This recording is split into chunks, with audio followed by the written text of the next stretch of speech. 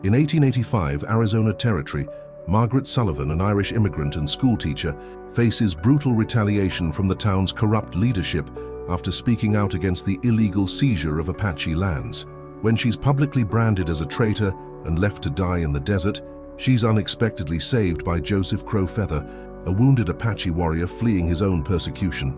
Their unlikely alliance becomes a journey of survival, understanding, and resistance against the injustices plaguing both their communities in the unforgiving American Southwest.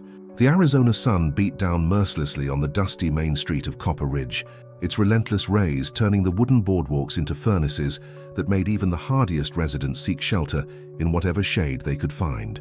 Margaret Sullivan stood at the schoolhouse window, watching the heat waves dance above the red earth, distorting the distant mountains into shimmering mirages. The classroom behind her was empty now, the last of her students having fled home the moment she'd dismissed them, eager to escape not just the suffocating heat, but the tension that had been building in their small mining town for weeks. At 26, Margaret possessed the kind of quiet strength that comes from surviving hardship. Her auburn hair, always pulled back in a practical bun, caught the afternoon light streaming through the dusty window, and her green eyes held the determined gleam of someone who had crossed an ocean to build a better life.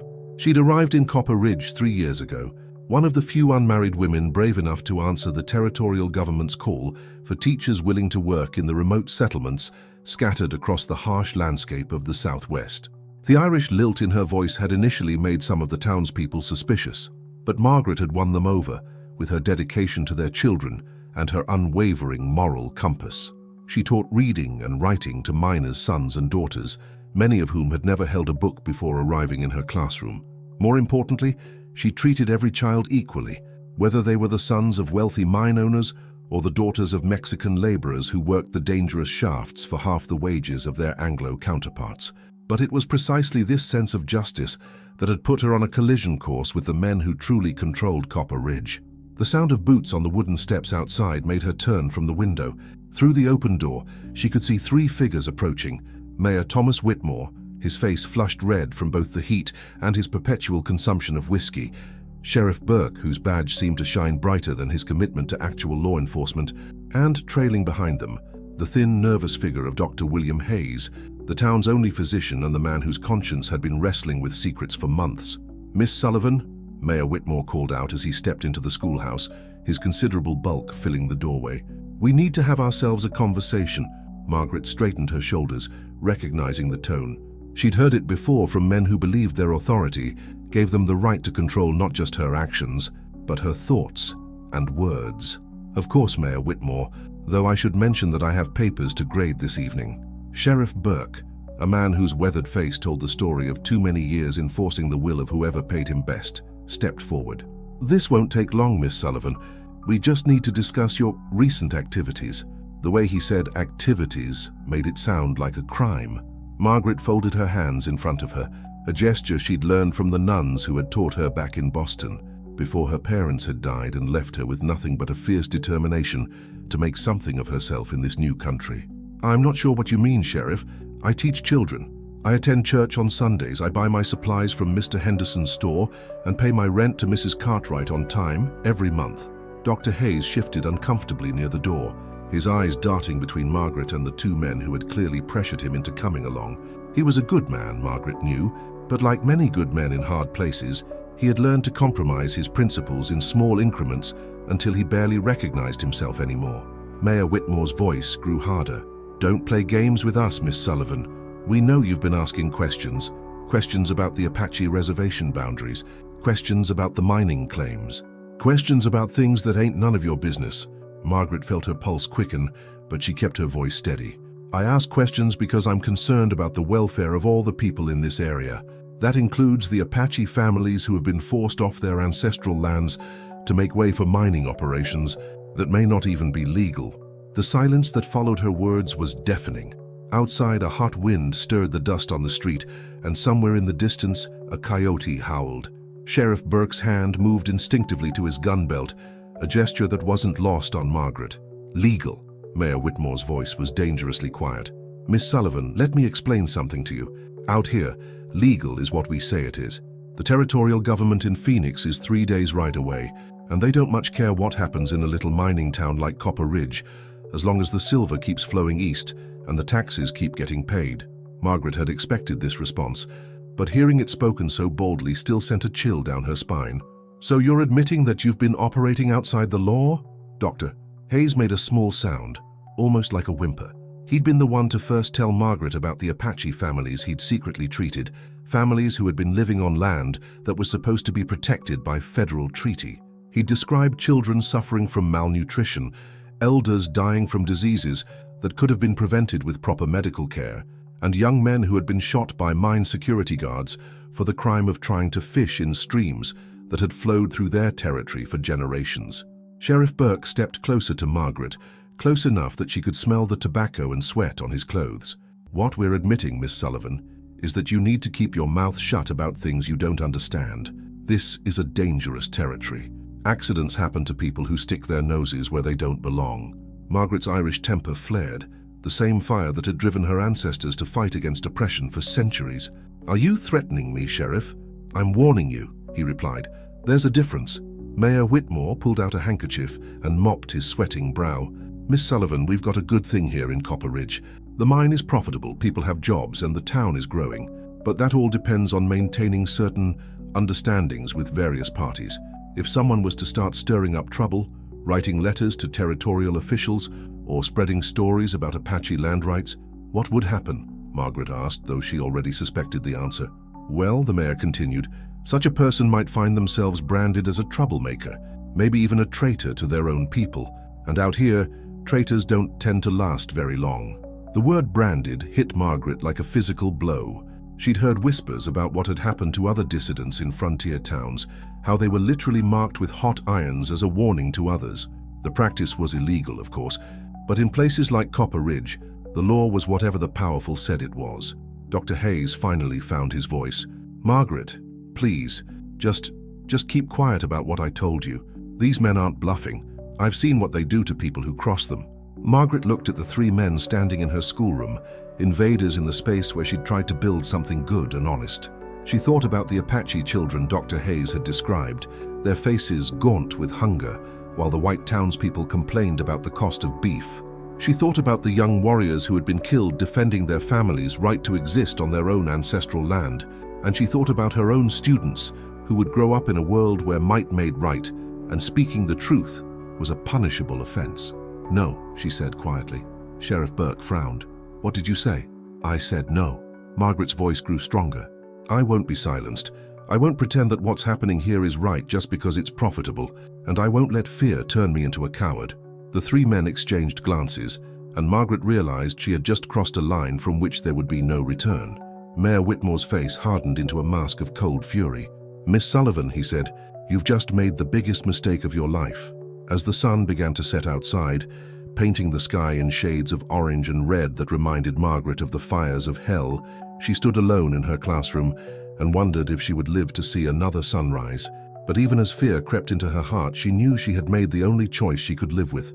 Some things were worth dying for, and the truth was one of them. The die was cast, and Margaret Sullivan would soon learn that in the Arizona Territory of 1885, speaking out against injustice carried a price that would be paid in blood, fire, and the unlikely mercy of a wounded Apache warrior whose own people had been branded as enemies by the very men who now sought to silence her forever. Outside, the desert wind began to howl, as if the land itself was crying out in anticipation of the violence to come.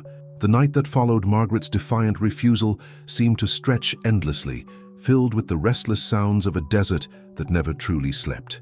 Coyotes called to each other across the moonlit landscape, their voices rising and falling like a primitive chorus warning of danger.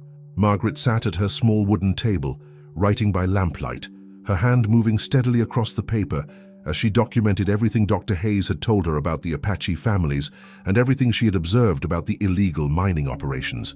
She had decided that if speaking the truth was going to cost her everything, then she would ensure that truth survived her. The letter she was writing would go to the territorial governor in Phoenix, along with copies to the Bureau of Indian Affairs, and to a journalist friend she had known back in Boston, who now worked for a newspaper in San Francisco. If something happened to her, at least the story would be told.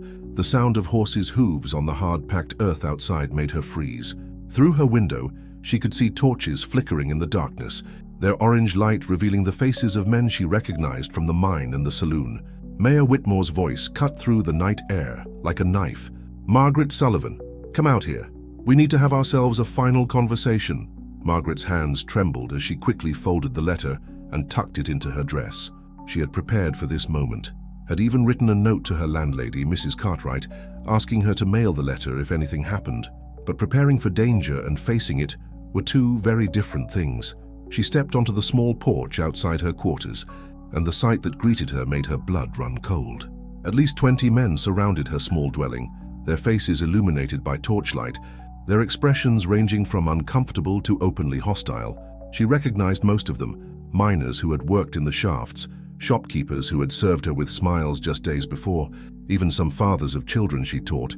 Sheriff Burke sat on his horse directly in front of her, his badge catching the torchlight. "Miss Sullivan, by the authority vested in me by the territorial government, I'm placing you under arrest for sedition and conspiracy to incite violence against the lawful citizens of Copper Ridge." Margaret lifted her chin, refusing to show the fear that was threatening to overwhelm her. "On what evidence, Sheriff? What violence have I incited?" "The evidence," Mayor Whitmore said, dismounting from his horse with surprising agility for a man of his size, "is your own words. Multiple witnesses heard you making inflammatory statements about the legal mining operations in this area. You've been spreading lies about Indian land rights, undermining the authority of local government, and encouraging lawlessness." Dr. Hayes was nowhere to be seen, and Margaret realized with a sinking heart that the good doctor had likely been pressured into providing testimony against her. The weight of betrayal settled on her shoulders like a lead blanket. "I've told no lies," Margaret said, her voice carrying clearly in the still night air. "I've simply spoken the truth about what's happening to the Apache families who have been forced off their land illegally." A murmur ran through the crowd of men, and Margaret saw several faces turn away from her. These were not evil men, most of them. They were simply men who had chosen the easier path of silence over the harder road of justice. Sheriff Burke dismounted and approached her with iron shackles. "You're coming with us, Miss Sullivan. We're going to hold a proper trial, right here in Copper Ridge, so everyone can see what happens to troublemakers." Margaret's heart pounded as she realized the full scope of what was happening. This wasn't just about silencing her. It was about making an example of her. The shackles felt cold and heavy around her wrists, the metal biting into her skin as Burke tightened them. "Where are you taking me?" she asked. "To the town square," Mayor Whitmore replied, "where everyone can see justice being served." The procession through the dark streets of Copper Ridge felt like a funeral march. Margaret walked between two mounted men, her wrists bound, while the rest of the group followed behind with their torches casting dancing shadows on the buildings they passed. Windows opened as they went by, curious faces peering out at the spectacle, but no one spoke out in her defense. The town square was little more than a cleared area in front of the general store, with a wooden platform that was usually used for speeches during town meetings and celebrations. Tonight, it had been transformed into something far more sinister. A wooden post had been driven into the center of the platform, and nearby Margaret could see a small fire burning, with several pieces of iron heating in the flames. Her legs almost gave out as she realized what they intended to do. "This is barbaric," she whispered, but her voice was lost in the murmur of the crowd that had gathered. It seemed like the entire town had turned out to witness her punishment. Sheriff Burke forced her up onto the platform, where she was roughly tied to the post. The rope bit into her arms and shoulders, but the physical discomfort was nothing compared to the terror she felt as Mayor Whitmore stepped forward with one of the heated irons. "Margaret Sullivan," he announced to the crowd, his voice carrying the false authority of someone who had never faced real justice himself, "you have been found guilty of sedition, conspiracy, and treason against the good people of Copper Ridge.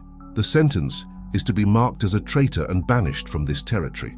The iron in his hand glowed red-hot, and Margaret could feel the heat radiating from it even from several feet away. She closed her eyes and thought of her parents, who had died believing that America was a land where truth and justice would prevail. She thought of the Apache children Dr. Hayes had described, and she found strength in the knowledge that she was suffering for something larger than herself. "Wait!" a voice called out from the crowd. Margaret opened her eyes to see Dr. Hayes pushing through the gathered townspeople, his face pale with horror. "This is madness! You can't do this to her!" Sheriff Burke drew his gun. "Doctor, Hayes, you'll step back right now or you'll find yourself joining her." "William," Margaret called out, her voice steady despite her terror. "It's all right. Someone has to bear witness to what's happening here. Someone has to tell the truth." Dr. Hayes stopped, tears streaming down his face. "Margaret, I'm so sorry. I never meant for it to come to this." "I know," she replied, "but this is what happens when good people stay silent too long." Mayor Whitmore raised the branding iron, and Margaret braced herself for the pain. But as he moved toward her, a sound erupted from the darkness beyond the torchlight, a sound that made every man in the square freeze with primal fear. It was the war cry of an Apache warrior.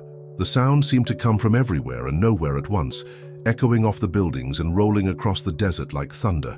Horses reared and whinnied in terror, and several men dropped their torches as they reached for their weapons. "It's an attack!" someone shouted. "The Apaches are coming!" But Margaret, tied to the post in the center of the chaos, saw something the others missed. A figure moved through the shadows at the edge of the square, a tall, lean man who moved with the fluid grace of someone who had been born to this harsh land. He was wounded, she could see, favoring his left side, but he moved with purpose and deadly intent. Gunshots began to ring out as the townspeople fired wildly into the darkness, their panic making their aim erratic. In the confusion, Margaret saw the Apache warrior, for that's what he had to be, moving closer to the platform. Their eyes met across the chaos, and she saw something unexpected in his gaze. Not hatred, but understanding. As Mayor Whitmore spun around, still holding the branding iron, trying to locate the source of the war cry the Apache warrior struck. He moved like a ghost, appearing behind the mayor and striking him down with a war club before disappearing back into the shadows. The branding iron fell to the wooden platform with a clatter, its red-hot tip inches from Margaret's feet. The crowd was in full panic now, some men running for cover while others continued to fire their weapons at shadows. In the midst of the chaos, Margaret felt someone cutting through the ropes that bound her to the post. She turned to see the Apache warrior working quickly with a knife, his movements efficient and sure, despite the wound in his side that had soaked his shirt with blood. "Why?" she whispered as he freed her hands. He looked at her with dark eyes that seemed to hold centuries of pain and wisdom. "Because," he said in accented but clear English, "sometimes the enemies of our enemies become something more." As Sheriff Burke turned toward the platform, raising his gun toward them, the Apache warrior grabbed Margaret's hand. "Run," he said simply, and together they disappeared into the darkness of the desert night, leaving behind the chaos of Copper Ridge and the branding iron that would never mark her as a traitor. But Margaret knew that her real journey was just beginning, and that the wounded man who had saved her carried secrets that would change everything she thought she knew about justice, survival, and the true meaning of courage. The desert at night was a different world entirely from the scorching wasteland Margaret had known during the day. The temperature had dropped dramatically, and she found herself shivering as she stumbled through the darkness, her hand still gripped tightly by the Apache warrior who had saved her from the branding iron. The sounds of pursuit had faded behind them, but she could still hear the distant shouts of the search party that Sheriff Burke was undoubtedly organizing. They had been moving for what felt like hours through terrain that seemed designed to break both body and spirit. The warrior, she still didn't know his name, navigated the rocky outcroppings and hidden arroyos with an ease that spoke of intimate knowledge of this harsh landscape. Despite his wound, which Margaret could see was still bleeding through his shirt, he moved with the fluid grace of someone who had been born to this desert. Finally, he stopped beside a cluster of massive boulders that formed a natural shelter. The rocks still radiated heat from the day's sun, providing some protection from the cold night air. Margaret collapsed against one of the warm stones, her legs trembling from exhaustion and the delayed shock of what had nearly happened to her. "We rest here," the warrior said, his voice barely above a whisper. "They will not find us before dawn." Margaret watched as he moved carefully around their small shelter, checking the approaches and listening for any sounds of pursuit. In the moonlight, she could see him more clearly now. He was probably in his late 20s, with the lean, muscular build of someone who lived by physical skill and endurance. His black hair was long and tied back, and his face bore the strong, angular features that spoke of generations of adaptation to this unforgiving environment. "You're hurt," she said, noticing how he favored his left side. He glanced at her, his dark eyes unreadable. "It will heal. Let me look at it. I may not be a doctor, but I've tended enough injuries in my time." Margaret moved toward him, but he stepped back, his hand moving instinctively to the knife at his belt. "I do not need help from a white woman," he said, but there was no real hostility in his voice, only wariness. Margaret sat back, recognizing that trust would have to be earned slowly. "What's your name?" she asked instead. He was quiet for so long that she thought he wouldn't answer. Then, finally, "Joseph Crow Feather. My people call me Nalnish, which means he who works in the darkness." "Joseph," Margaret repeated, noting the English name. "You went to the mission school." His jaw tightened. "For 3 years, before I understood what they were trying to do to us." Margaret heard the pain in his voice, the bitter experience of someone who had tried to bridge 2 worlds, only to be rejected by both. "I'm Margaret Sullivan. I teach at the school in Copper Ridge. Or I did, until tonight." "I know who you are," Joseph said, settling down on the opposite side of their shelter. "The Apache who work for the mines. They speak of the white teacher who treats all children the same, who does not look at Mexican children or Indian children like they are less than the white ones." Margaret was surprised. "You know about my teaching?" "I know many things. I know that you have been asking questions about the land that was taken from my people. I know that you have been listening to the stories of the Apache families who have been forced to work in the mines for food." Joseph's voice grew harder. "I also know that you are the only white person in that town who has spoken against what is being done to us." The weight of his words settled over Margaret like a blanket. She had always known that her advocacy for the Apache families was dangerous, but she hadn't realized it was being observed and appreciated by the very people she was trying to help. "Is that why you saved me?" she asked. Joseph was quiet for a moment. Then he pulled something from his shirt, a small piece of paper that Margaret recognized as one of the handbills she had posted around town, calling for a meeting to discuss the Apache situation. "My sister brought this to me. She works in the hotel kitchen, cleaning rooms. She cannot read English, but she had Dr. Hayes explain it to her." Margaret felt her throat tighten. "Your sister?" "Maria. She has taken a Mexican name to work in the white town. She told me about the white teacher who was trying to help our people. She said you were different." Joseph's voice grew softer. "When I saw them preparing to brand you like an animal, I knew I could not let it happen." The full scope of the risk he had taken began to dawn on Margaret. "You attacked an entire town to save someone you didn't even know." "I did not attack the town," Joseph corrected. "I created confusion, made them afraid. In their fear, they became careless and I was able to reach you." Margaret studied his face in the moonlight. "But you're wounded. This happened before tonight." Joseph's expression darkened. 3 days ago, I was hunting deer in the mountains that have been my family's hunting grounds for generations, land that is supposed to be protected by the treaty your government signed with Chief Geronimo. I was found by mine security guards who said I was trespassing on private property. They shot you. They shot at me. I was able to escape, but not before one of their bullets found its mark." Joseph touched his wounded side.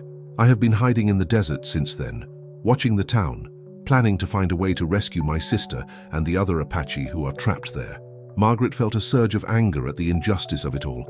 The hunting grounds are supposed to be protected. The treaty guarantees your people access to traditional lands. "Treaties are words on paper," Joseph said bitterly.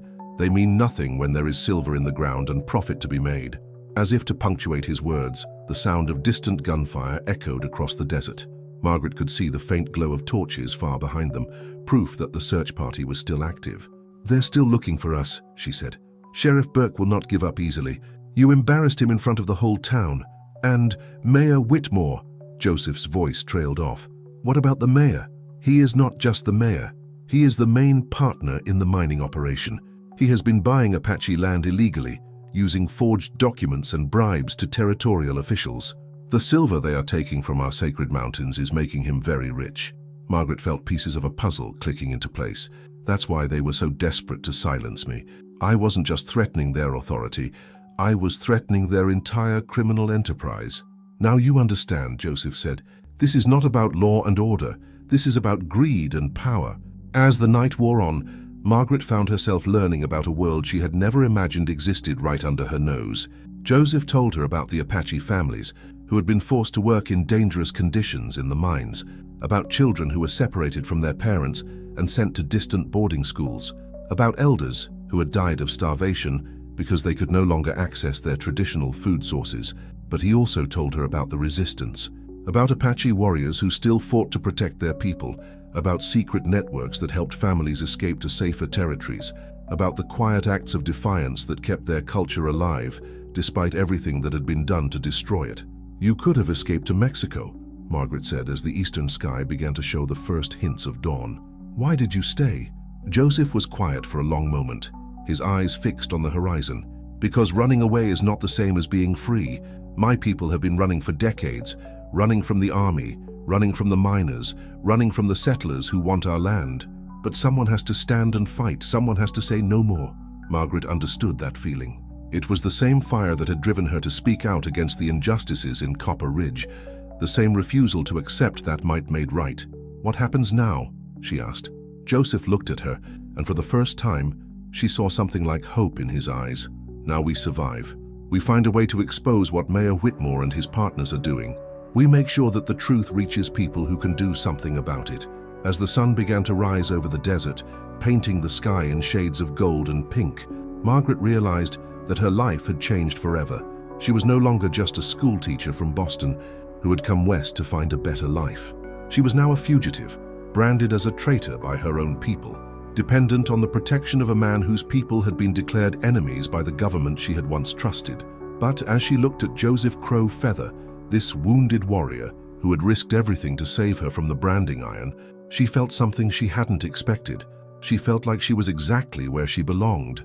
The Arizona sun climbed higher into the cloudless sky, transforming their rocky shelter from a refuge into a furnace.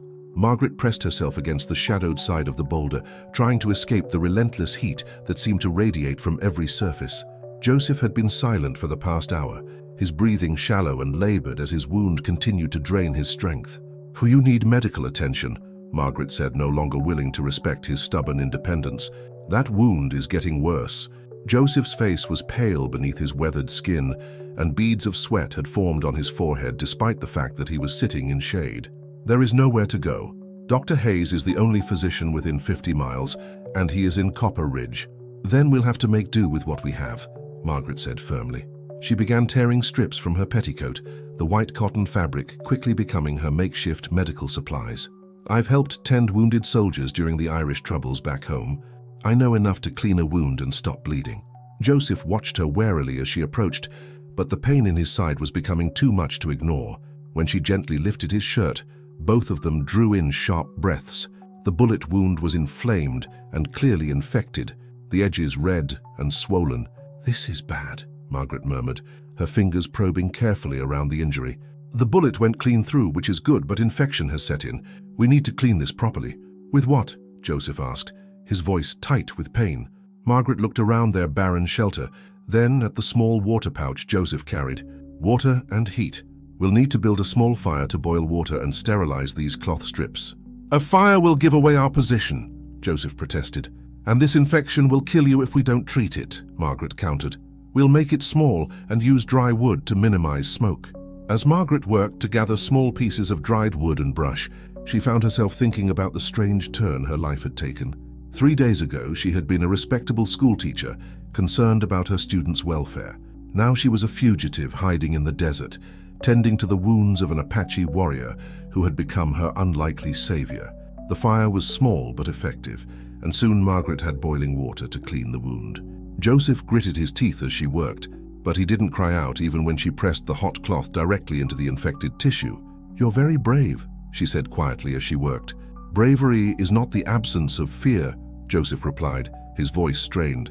"It is doing what must be done despite the fear." Margaret looked up at him, struck by the wisdom in his words. "Is that what you learned in the mission school?" Joseph's expression darkened. "No, that is what I learned from my grandfather before the missionaries took me away. The school taught me that my people's ways were savage and that I should be ashamed of who I was."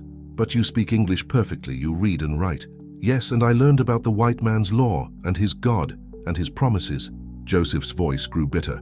"I learned that none of these things protect my people when there is something the white man wants."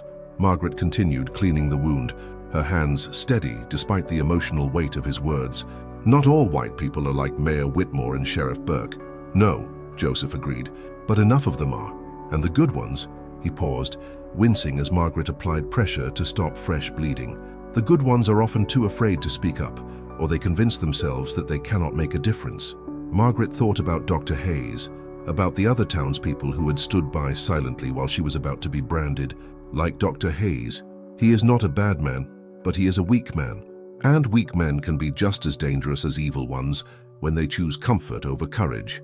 As Margaret finished bandaging the wound with the strips of cloth, she noticed Joseph watching her with an intensity that made her uncomfortable. "What is it?" "I am wondering why you are different," he said. "Why you chose to speak out when others remained silent." Margaret considered the question as she cleaned her hands with the remaining water. "I suppose it's because I know what it's like to be powerless. My family came to America with nothing after the potato famine. We faced discrimination and hatred from people who saw us as less than human. I watched my parents work themselves to death, trying to build a better life for me. And yet you became one of the people with power. You became a teacher respected in the community. Respected until I chose to use that position to speak for those who couldn't speak for themselves," Margaret replied. "I couldn't stand by and watch the same injustices I had seen in Boston being repeated here against your people." Joseph was quiet for a long moment, his dark eyes studying her face. "My sister Maria told me something about you. She said you gave food to the Apache children who came to your school hungry. She said you did it secretly, so the other teachers wouldn't know." Margaret felt heat rise in her cheeks. "Those children were trying to learn. Hard to concentrate on lessons when your stomach is empty.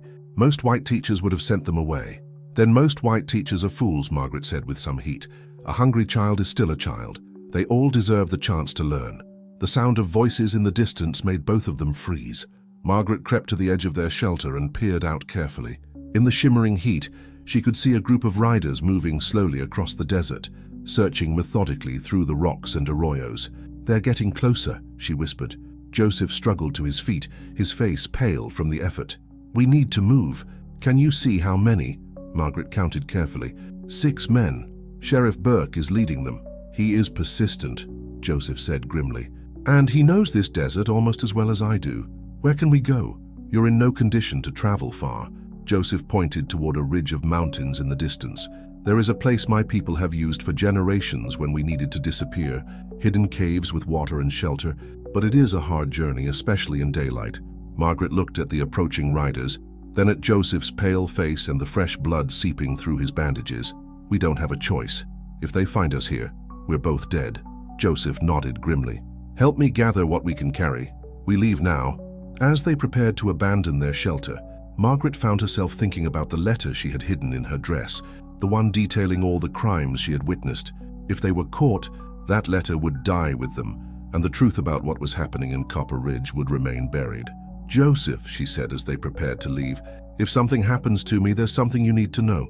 She told him about the letter, about the evidence she had gathered, about the copies she had planned to send to officials in Phoenix and beyond.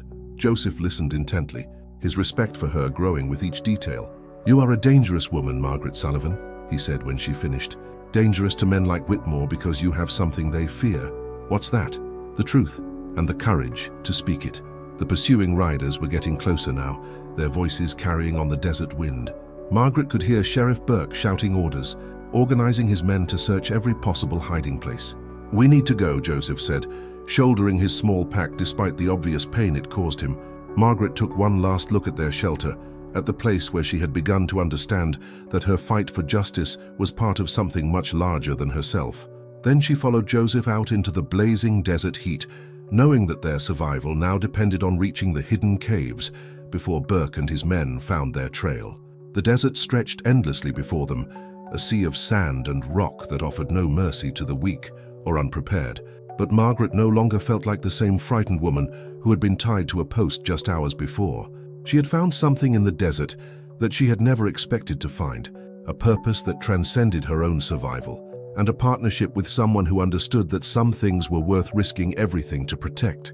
As they began their desperate journey toward the distant mountains, the sound of pursuit growing closer with each passing minute, Margaret realized that she was no longer running from something. She was running toward something, toward a chance to expose the corruption that had poisoned her adopted home, toward justice for the Apache families who had been silenced by fear, and toward a future where speaking the truth would no longer be a crime punishable by branding iron and exile. The midday sun transformed the desert into a furnace that seemed determined to claim their lives before Sheriff Burke's bullets could. Margaret's dress clung to her body, soaked with perspiration, and every breath felt like inhaling fire. Beside her, Joseph moved with the determined gait of a man fighting both pain and exhaustion. his face a mask of concentration as he navigated the treacherous terrain. They had been walking for 3 hours, following paths that seemed invisible to Margaret's untrained eyes, but were apparently clear as roadways to Joseph. He led her through narrow canyons, where the rock walls provided blessed moments of shade, across stretches of open desert, where they were exposed and vulnerable, and up rocky slopes that left her legs trembling with fatigue. "How much further?"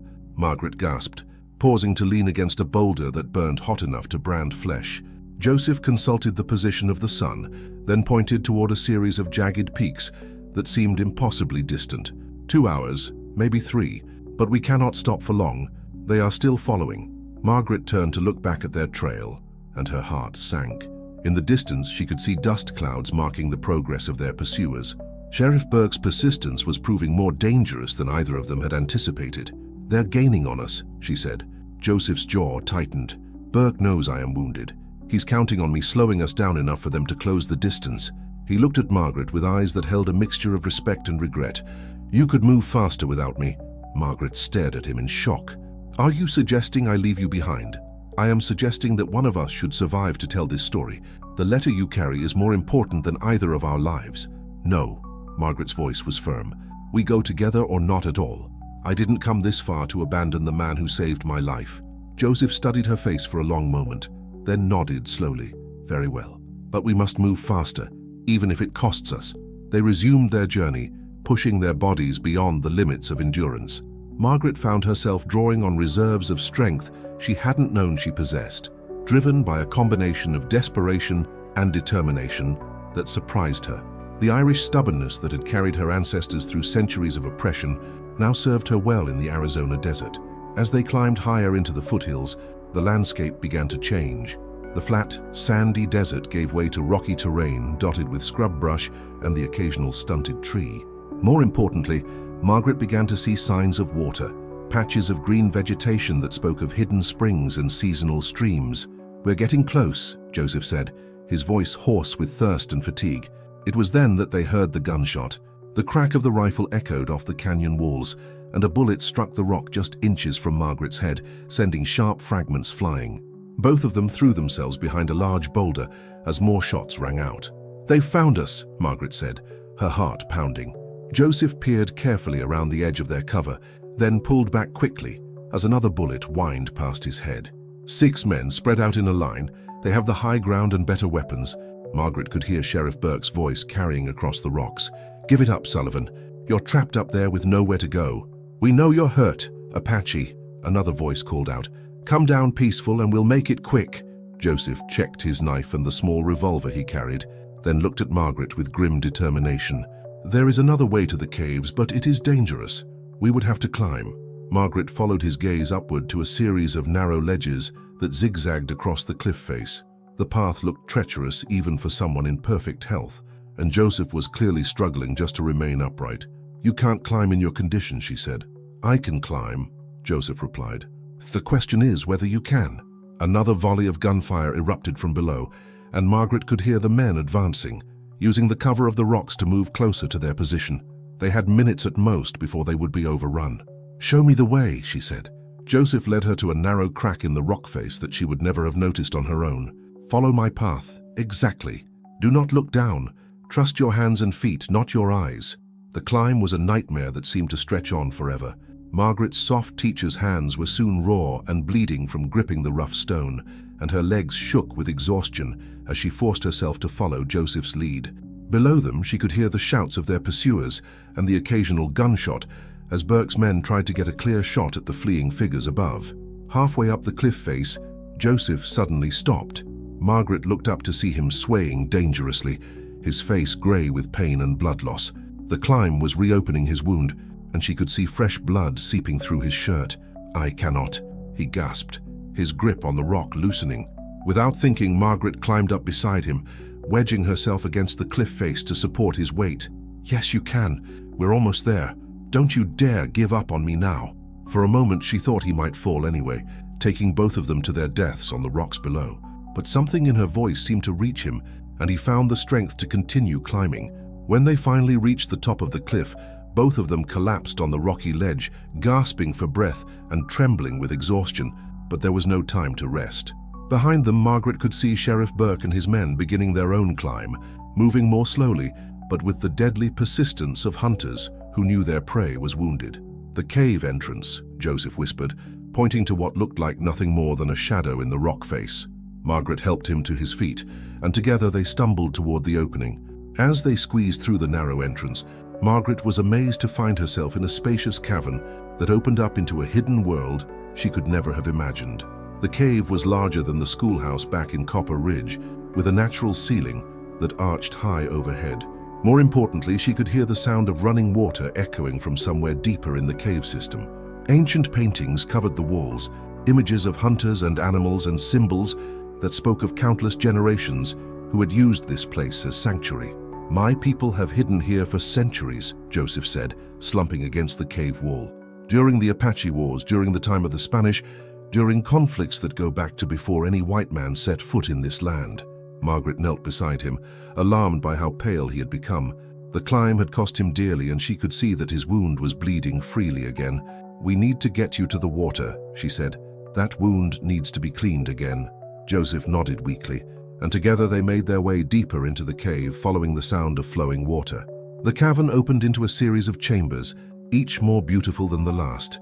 In the deepest chamber, they found what they were looking for, a natural spring that bubbled up from the rock floor, creating a clear pool of fresh water.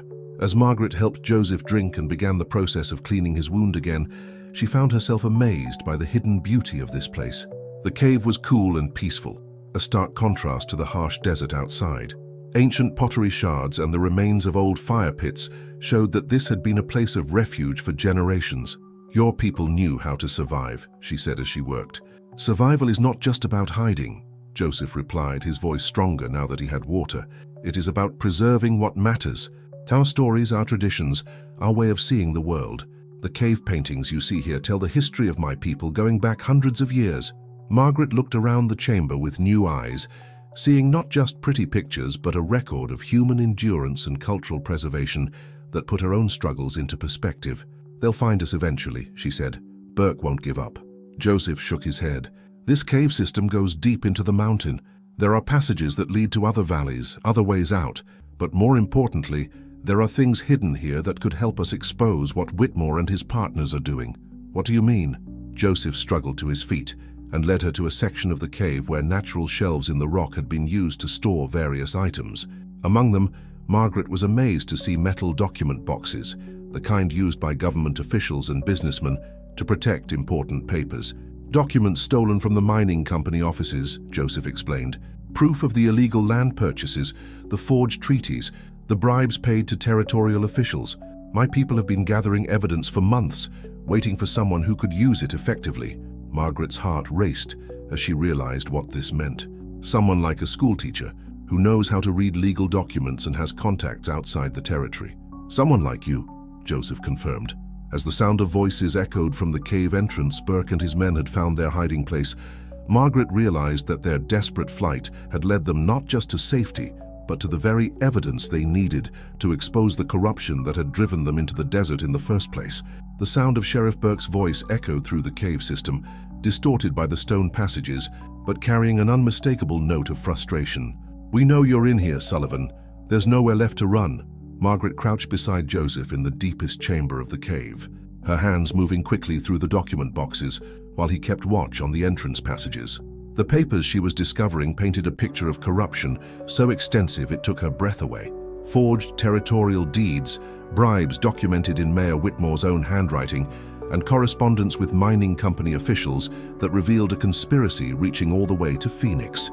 "My God," she whispered, holding up a particularly damning letter. "They've been planning this for years." The Apache reservation boundaries were deliberately redrawn to exclude the richest silver deposits. Joseph nodded grimly. "My grandfather told me this would happen. He said the white man's hunger for what lies beneath the earth would never be satisfied." "But this proves everything," Margaret said, her excitement growing despite their dangerous situation. "Look at this. Correspondence between Whitmore and Territorial Governor Phillips about managing the Indian problem for the benefit of mining interests. This is evidence of conspiracy at the highest levels of government." The sound of boots on stone was getting closer. Burke and his men were methodically searching the cave system, their torches casting dancing shadows on the ancient walls. "They're almost here," Joseph said, his hand tightening on his knife. Despite the rest and water, he was still pale and weak from blood loss. Margaret made a quick decision. She pulled the most incriminating documents from the boxes and stuffed them into her dress alongside the letter she had written. "If something happens to me, you have to get these papers to the outside world. Promise me." Joseph looked at her with an expression she couldn't quite read. "Nothing will happen to you. I will not let it."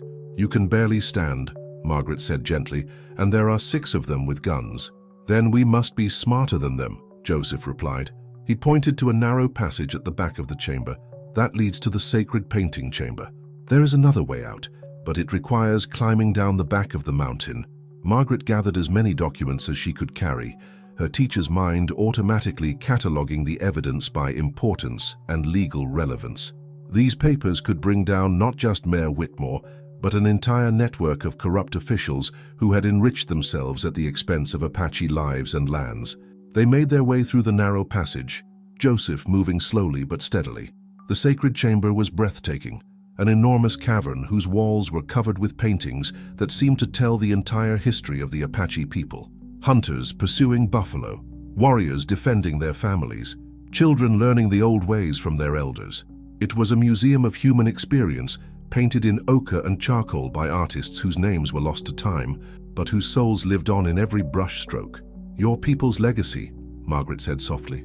"Their story," Joseph corrected. "Not ended, but continuing. That is what you represent, Margaret Sullivan. The possibility that the story does not end with our defeat." The sound of voices was getting closer, echoing through the passages behind them. Margaret could hear Sheriff Burke organizing his men, dividing them to search different tunnels. "There," Joseph pointed to what looked like a solid wall, but was actually a cleverly concealed opening. The passage to the outside. As they approached the hidden exit, a voice rang out behind them. "Well, well, look what we have here." They turned to see Sheriff Burke emerging from the passage they had just left, his gun drawn and a cold smile on his weathered face. Behind him came 2 of his deputies, their weapons also trained on the fugitives. "Quite a little hideaway you found," Burke said, his eyes taking in the painted walls with obvious contempt. "All this savage artwork must make you feel right at home, Apache." Joseph stepped protectively in front of Margaret, despite his weakness. "Let her go, Burke. Your quarrel is with me." Burke laughed, a harsh sound that echoed off the cavern walls. "My quarrel is with anyone who threatens the peace and prosperity of Copper Ridge. Miss Sullivan here has been spreading lies and sedition, and you've been helping her." "The only lies in Copper Ridge are the ones you and Whitmore have been telling," Margaret said, stepping out from behind Joseph. "But that's about to change." "Is that so?" Burke's eyes narrowed. "And how exactly do you figure that?" Margaret pulled one of the documents from her dress, a letter in Mayor Whitmore's handwriting, detailing a bribe paid to a territorial judge. "Because I have evidence of everything you've done, your illegal land seizures, your forged documents, your conspiracy with territorial officials, it's all here in your own words." For the first time, Sheriff Burke looked genuinely alarmed. "Give me those papers. So you can destroy them?" Margaret shook her head. "I don't think so." Burke raised his gun, pointing it directly at Margaret's chest. "I said, give me those papers. Now." Joseph tensed, preparing to throw himself between Margaret and the gun, but she placed a gentle hand on his arm. "It's too late, Sheriff. I've already made copies. They're hidden in places you'll never find them. And if anything happens to me, they'll be sent to every newspaper and government official between here and Washington." It was a bluff, but Margaret delivered it with the confidence of someone who had spent years teaching skeptical children. Her voice carried the authority of absolute truth. Burke's eyes darted between Margaret and Joseph, trying to assess whether she was lying. "You're bluffing." "Am I?" Margaret pulled out another document. "Should I read you the part where Mayor Whitmore discusses how much money you've received for looking the other way during Apache land seizures? Or perhaps the section where you helped forge the documents that gave mining rights to land that legally belongs to the reservation?" One of the deputies shifted nervously. "Sheriff, maybe we should—" "Shut up, Davidson," Burke snapped, but Margaret could see uncertainty creeping into his expression. Joseph, meanwhile, had been quietly moving toward the concealed exit. With Burke's attention focused on Margaret and the documents, he was able to position himself near the hidden passage. "You know what the real tragedy is, Sheriff," Margaret continued, her voice growing stronger with each word. "You've destroyed so many lives for so little money. Do you know what Mayor Whitmore really thinks of you?" I have a letter where he calls you a useful fool and discusses replacing you with someone more reliable. Burke's face flushed red with anger and humiliation. You lying? The money you've been taking is nothing compared to what Whitmore and his partners are making. Margaret pressed on. You're risking your life and your soul for table scraps while they feast on fortunes stolen from the Apache people. The sheriff's gun wavered as the full impact of her words hit him. Behind him, his deputies were exchanging uncertain glances, clearly shaken by what they were hearing. Joseph chose that moment to act. With a swift movement, he activated some hidden mechanism, and a section of the wall swung open, revealing blazing sunlight and open sky beyond. Margaret, now!